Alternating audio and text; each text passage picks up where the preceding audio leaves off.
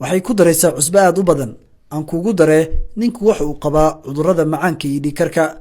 waxay iska eegaysaa hareeraha iyadoo ka cabsi qabta in la arko falka iyo shirqoolka ay u maleegayso gabadha lala qabo oo ay aad uga masayrsan tahay hadda waxay dib ugu ororday qolkeedii waayo waxay dhigtay shirqool halisa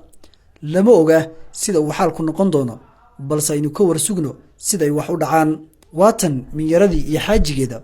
oo iyagoo isku faraxsan ka soo baxay qolka xaajigu aad buu u gaajaysan yahay waxa u socdaa inuu cuno cuntada ay xaaskiisa u diyaarisay waxay u dhaqaysaa gacmaha si uu u cuno cuntada wuxuu afka geliyay cantugadii u horreysay oo uu soo xunqaacay ilbiriqsiyo ayuuna dareenkiisu isku bedelay xaaskiisa ayuu u yeerayaa isagoo aad u caraysan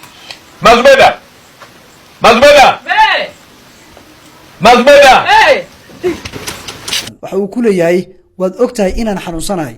maxaad cuntada ugu dartay cusbadan badan ma inaad idishaad rabtaa adow baa tahay dhadhami cuntada aad ii keentay aad ayay u naxday markii ay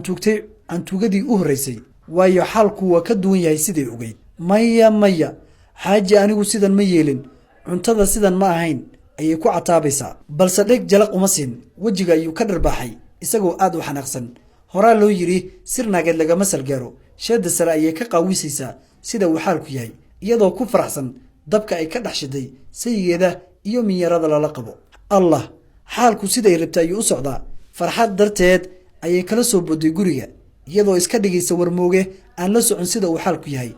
xaaji maxaa dhacay maxaa khaldan ayay leedahay wuxuu ugu jawaabay qoftan waa cadow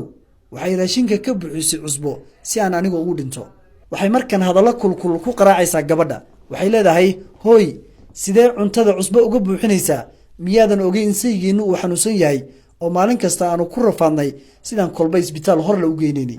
waan ku fahmay qorshahaadu waxaad doonaysaa inaad ka takhallusto xaajigeenna waxaana tahay dilaa ka soo tag xaaji tan inta aysan ku dilin aad ayay u cataabaysaa minyaradu